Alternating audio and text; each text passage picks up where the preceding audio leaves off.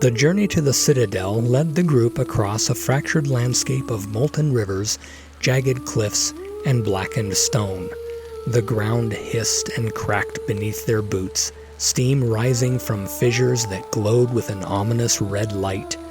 Every step closer to the citadel seemed to sap their strength, the oppressive heat and sulfurous air clawing at their resolve. "This is Drákon's maw," Dane said grimly as the group crested a ridge overlooking the fiery expanse. The molten rivers below twisted like the veins of a wounded beast, and jagged spires of rock jutted from the ground like broken spears. "A worm once ruled here. Some say its fire still burns beneath the earth." "Wonderful," Cale muttered, squinting into the heat haze. "And here I thought things couldn't get worse." "They always can," Rodan replied, his skeletal hand gripping his staff. "The shadow corrupts what it touches. The worm's power may not be gone. It may have been twisted like Nairmore." "Let's hope you're wrong," Kata said, adjusting her shield as she stared down the ridge. "We don't have time for another fight." As they descended into the maw, the heat became nearly unbearable. The air shimmered, distorting their vision, and the ground beneath their feet grew slick with sulfurous deposits. The group moved cautiously, wary of the molten rivers that carved through the landscape. "Do you feel that?" Lyra asked, pausing as her runes began to glow faintly. "Feel what?" Elric asked, his brow furrowed as he scanned the area. Lyra turned toward the largest of the molten rivers, her expression tense. "Magic. Old magic.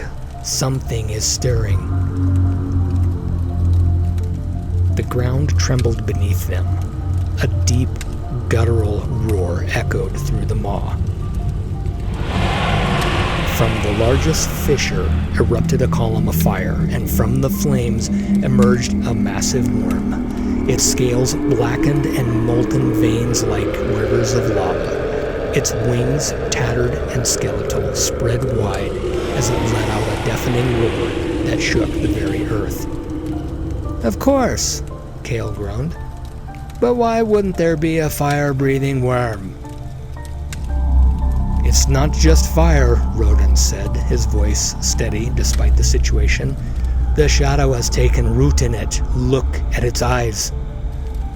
The worm's gaze burned with crimson light, the same fiery intensity as the archfiend they had faced in Thornmere.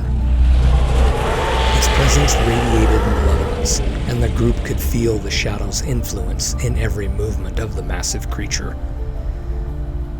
"It's guarding the path to the citadel," Dane said, unsheathing his blade. His scarred armor gleamed in the light of the molten rivers. "We have to kill it."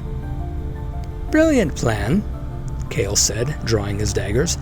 "Just one problem. How do we kill something made of fire?" "Quickly," Kata said, raising her shield. "Form up." The worm struck first, its massive tail whipping toward the group. Kata intercepted the blow with her shield, the impact sending shockwaves through the ground and forcing her to dig her heels in. Dane charged forward, his blade slicing into the creature's side. Though the strike left a gash, molten ichor spilled from the wound and closed almost instantly. "It's regenerating!" Corrin shouted from behind, his hands glowing as he cast a healing spell over the group. "We need to weaken it first!" Lyra's runes flared to life as she unleashed a torrent of ice magic. The flames around the worm dimmed, frost spreading across its molten scales. But the creature roared and shook off the attack, its heat reigniting the frozen surface. "It's resisting magic," Lyra called out. "We need to disrupt the shadow's hold on it." Rodan stepped forward, his emerald shaft glowing brighter than before. He muttered an incantation. The tendrils of green energy lashed out, wrapping around the worm's limbs and wings. The creature struggled, its movement slow as the magic sapped its strength. "I can hold it, but not for long," Rodan shouted. "Strike now!"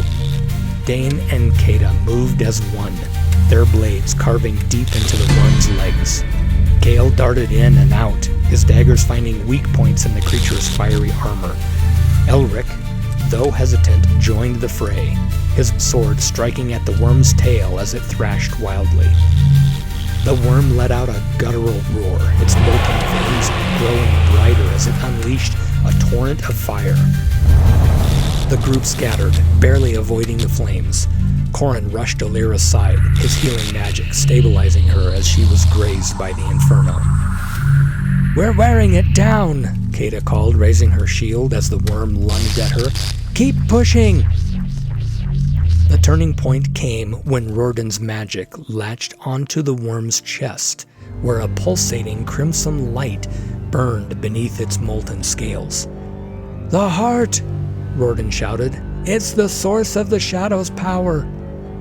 Lyra raised her staff, her runes flaring as she summoned all her strength. A beam of concentrated energy struck the worm's chest, cracking the molten scales and exposing the shadow-infused heart beneath. "Now!" she screamed, her voice strained. Dane charged forward, his blade gleaming with Corrin's blessing. A roar of his own, he drove the sword deep into the worm's heart. The creature let out a final deafening scream as the light within it erupted, consuming the worm in a blinding explosion of fire and shadow. When the light faded, the worm's body lay still, its molten veins cooling into obsidian. The oppressive heat of the maw began to dissipate, and the path to the citadel lay open before them. The group stood in the aftermath, their breaths ragged and their bodies battered.